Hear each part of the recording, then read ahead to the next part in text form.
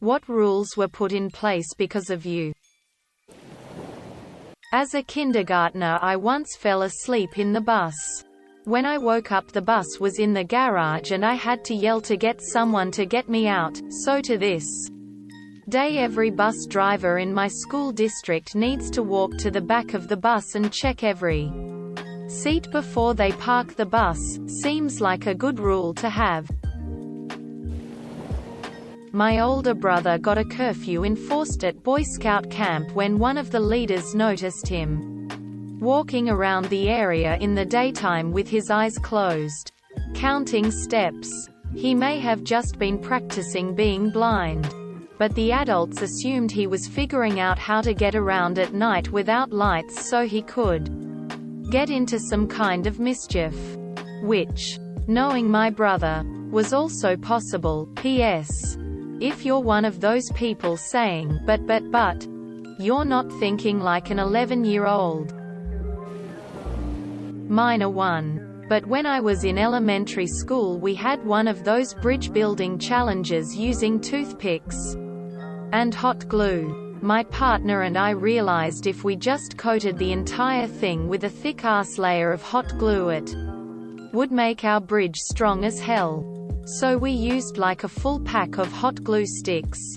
Like 20 of them. It was more glue than toothpicks. So after that they limited the number of glue sticks you could use. One of my favorite childhood moments, sometime in 3rd grade. I got watermelons banned from handball. Watermelons in our school were when you could duck under the ball in place of hitting the ball against the wall. Only your torso or head were allowed to go under the ball and count as a watermelon. My fine moment came when I made a diving leap head first on a low hit because I knew my opponent was too far away to recover. Unfortunately, I did it face first and I slid along the gritty concrete and skinned half my face off.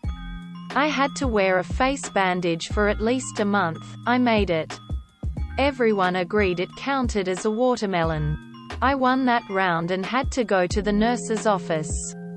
100% would do it again. The next day watermelons were banned and everybody hated me while high-fiving me at the same time. You can no longer skip to the end of training videos at Wendy's. I completed about 10 hours of this training when it was implemented, after I'd already been working there a year. In about 45 minutes, open, skip, skip, skip, skip, do test, rinse and repeat. I was quite proud of my estimated time, 45 minutes. Time to completion 2 minutes. My store, which is a franchise location, got a call from corporate like an hour later. I didn't have to redo any of it though. In history class in high school, there was about 10 of us really close friends. We would take every opportunity to make "your mum" jokes. A couple months into class, the teacher made us sign a treaty, promising to stop making fun of each other's moms. We signed it, and started making fun of each other's dads. I got the Ryan's Steakhouse buffets in Louisville, KY to put baby changing stations in the men's bathrooms back in the 90s. I got our HR box taken away at work because the HR lady threatened not to pay us if we missed a clock in or clock out. In our defense, the phones didn't always work and the clock-in system was really unreliable. And I printed out the law stating that was illegal, highlighted it, and put it in her box when no one was around. She threw an unholy fit and tried to figure out who put it in her box. And from them on, everything had to be handed in personally. Lol. At a ballpark I worked concessions at. They had an all-you-can-eat promo day where tickets were more expensive than usual. But concessions around the stadium were free, excluding alcohol. So I worked that day and of course it was chaos. But when the lines started dying down later in the game, they started sending some of the hourly employees home, myself included. But of course, I didn't go home. After I clocked out, I stayed in the stadium and got some cheeseburgers and Philly steak and soda and found an empty seat in the crowd for the last few innings. Next year, same promo, but new rule for staff. If you get sent home early, you have to actually leave the stadium. I don't think it was a rule, but it was kind of an unspoken thing. I was the only brown kid in my school and would act out for attention, acceptance, and my classmates would get a huge laugh out of it, but I would be sent to the principal's office every day. I think my principal knew I wasn't a bad kid just looking for attention. He moved a permanent desk into his office for me, and every day when I got sent down I would sit there. Had my name on it and everything. By the end of that school year I would pack snacks for both of us. Lol, haven't thought about that principal in a while, but I hope he is well and was patient with other kids as he was with me. Update. I tracked down what school he's currently working at. Called to find out when he'd get a free moment, and they said he makes time to speak to parents and students after school at 3:15. Going to wait in the office until he's free. Wish me luck. Hopefully he remembers me. Update number 2. I met with him today. He didn't have time to speak to me directly after school went out, but I did wait until he had time. A couple hours later, he remembered me very clearly. Mentioned that he attended both mine and my baby sister's high school graduation. He was our elementary school principal, so it's sweet to know he went out of his way to keep up with all of his students. He then offered to buy me a hat. I forgot, but he confiscated one of my hats because I was wearing it in class. Lol. I'm glad everyone encouraged me to reach out. It took me a while for this update because I didn't think I would be so moved by him remembering me. Golf users can no longer return an unlimited hash of balls for tokens. When I was maybe 12-ish, there was a kids' outdoor play area. Go-karts, batting cages, and indoor was something like a Chuck E. Cheese. Token-based games, etc. You could get a wristband for maybe $15 and it'd get you unlimited rides, mini golf, and some other activities. Everything else cost tokens. When you finished golfing, you'd get 2 tokens for bringing your ball back. Unlimited golf. 50 cents worth of play value inside. So my friends and I would go there, speed run 2 golf games and give the balls back. $1 to our pockets. Later on we started just fishing balls out of the water hazards and turning them in, subtly at first and then in bulk later. The guys working there didn't care or actively laughed at it, so we'd have a few hundred tokens. Then we started selling them 5 for $1. We stopped buying the unlimited bands. I'd bike there and earn $25 in a couple of hours. Management eventually caught on and altered the token for ball exchange. In middle school I would use Sharpies to tattoo myself. Other kids thought it was cool, so I started charging $1 per drawing wherever they wanted. Principal found out, and after I wouldn't stop, she put a ban on Sharpies for the entire school. Even the teachers couldn't bring them in. I'm a tattoo artist now.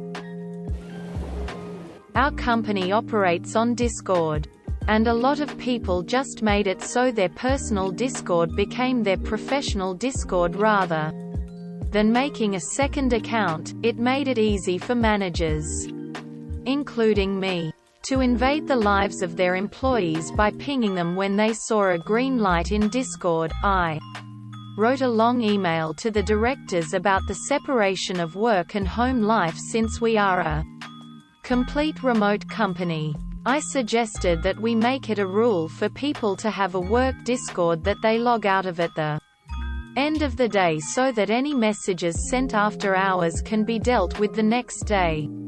Since we are a remote company, people are in many time zones. And I don't want to invade someone's evening or early morning when I am in the midst of my work day. The directors agreed. And it became a thing. It is annoying to juggle 2 accounts. But it is better than people in different time zones being up in each other's shit all the time. What I would like to happen is that we use Slack instead. But everyone likes Discord. Male students are not allowed to wear hair accessories. We had the rule about hair not touching collars. Couldn't be past eyebrows. Or over the ears. I grew my hair out and just put it up in headbands. After receiving multiple detentions and fighting them and winning. The next year, they made the rule. My elementary school was located in the center of the neighborhood. And my 5th grade class was the first to get outdoor trailers for classrooms. We'd ask for bathroom passes and then walk home. Next year they built a fence around the school. English media class in high school. End of year project was to film a movie. Me and 3 other guys decided to film a gangster movie. Long story short, while filming the final shootout scene behind a local post office, we were swarmed by police and almost got shot. One of the guys got arrested and my teacher almost got fired. The following year, the curriculum was changed and the final project was now an essay to be completed on a popular movie. Edit. I guess I'll add more details. We were filming a shootout scene behind the post office. What we didn't know was that there was a retirement residence right next to it. Apparently several of the residents called 911 about a bunch of kids shooting each other outside Point 5. Police cruisers rolled up and surrounded us. They all jumped out with guns drawn. Drop the gun. Drop the gun. Get on the ground. Quote. We were all face down on the pavement with guns to our heads. Amin. Later. One cop is like, they're fake. They're all fake. The officers were upset. They ran our names and unfortunately, the one guy that had nothing to do with anything gets arrested. I felt so bad. He wasn't a part of the class. Just last second, we asked if he'd help us film and he agreed. They take the rest of us back to school where we're sitting in the office as a police officer reams out our teacher and a principal. I almost shot a bunch of kids. How the fuck are you allowing this to happen during school hours? What kind of project allows guns? Fun times. Edit 2. I have to be honest, the cops weren't being that bad. I mean, they thought they were driving into a shootout. They didn't know what to expect. As soon as they realized that the guns were fake, they let us up off the ground. We weren't even handcuffed. I've had several negative interactions with police. But this one wasn't one of them. They were just doing their job. I put a croissant in one of those hotel toasters. It soon became engulfed in flames and needed extinguishing. Next day at breakfast they made a sign that said, if you'd like your croissant toasted, please ask a member of staff. My junior high made a rule against yo-yos in class after I tried to do a trick and my yo-yo flew across the room and broke a glass beaker set. I'm sorry, guys. Back when Taco Bell had the spinny game where you could win food with a nickel, dime, or quarter, I could feed my whole friend group with $3s because I could win that thing at a 90% clip by jiggling the spinner. Taco Bell then posted a piece of paper stating that individuals could only win once and that no jiggling was allowed. Local amusement park added a no blindfolds on roller coasters rule because of me when I was in middle school. My friend and I thought it would enhance the overall experience if we blindfolded ourselves